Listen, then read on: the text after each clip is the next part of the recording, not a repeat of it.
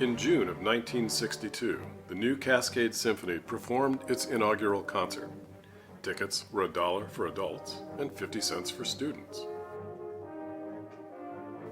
That summer, conductor and founder Bob Anderson incorporated the nonprofit orchestra of 60 musicians with a hard-working board of directors. His vision was a high-quality orchestra that would bring live symphonic music to the area, while giving accomplished musicians a chance to perform the great classics.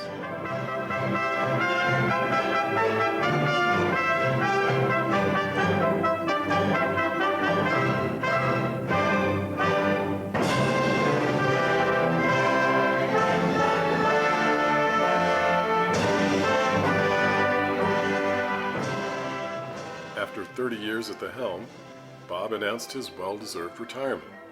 We were sad to lose our founder and beloved conductor, but were resolved to keep his dream alive and keep the orchestra strong. The next decade was transitional, marked by successes and failures. The first 3 years were happily spent with a very fine conductor. The following 5 years were increasingly unhappy with a conductor that was a mismatch to the orchestra's vision and desire for musical excellence. Our faithful musicians began leaving the orchestra.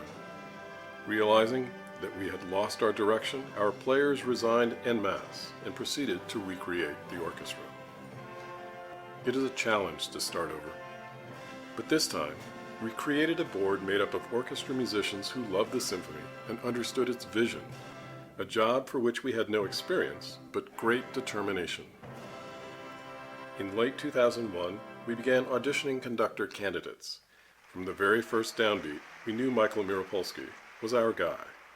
He was overwhelmingly selected as our conductor, and even after 15 years, the honeymoon has not ended. Those of us who have been with the orchestra for so many years will always remember our roots. We love our history and are proud of our standing in the community, but we are not the only ones. Hi, I'm Rick Steves, and I'm here in my office, which is just down the street from the Edmonds Center of the Arts, just down there. And you know, when I look out my window, I'm really thankful because I know that just down there, we've got a community orchestra. It's a group of volunteers, about 80 or so musicians with a lot of hardworking people behind the scenes and a wonderful conductor. And they sell out every season because they're part of our community and we appreciate them.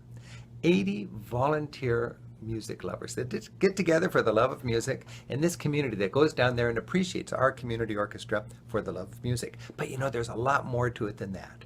There's sort of secondary, intangible, perhaps even unintended beauties. It's art, it's community, it's life, it's creativity, and it's something that's important for the fabric of our community.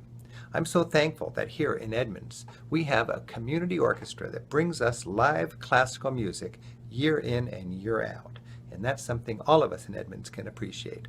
To all of our friends at the Cascade Symphony Orchestra, thank you for what you do. You're an important part of what makes Edmonds such a beautiful place to call home. I'll see you at the next concert. It's a popular misconception that the Cascade Symphony is rich. While it's true that Rick Steves' generosity has allowed us to relax about the rising cost of using our beautiful venue, the hard fact is that without his gift, we must depend on the largesse of loyal and generous donors during unpredictable times. Every time we perform, we lose money. Ticket sales do not cover our expenses.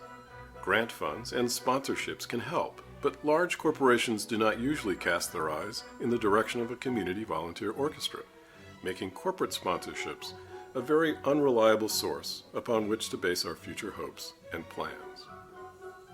But what about our future? The biggest challenge facing the Cascade Symphony and its operating board of 15 years is how to outlive ourselves. We do our labor with a founder's heart, continuing to give blood, sweat, and tears, and money, to keep going at the professional level you enjoy. But the future belongs to the next generations. Can we build a legacy for them? Tonight, we join together, music lovers and music makers, to make this happen.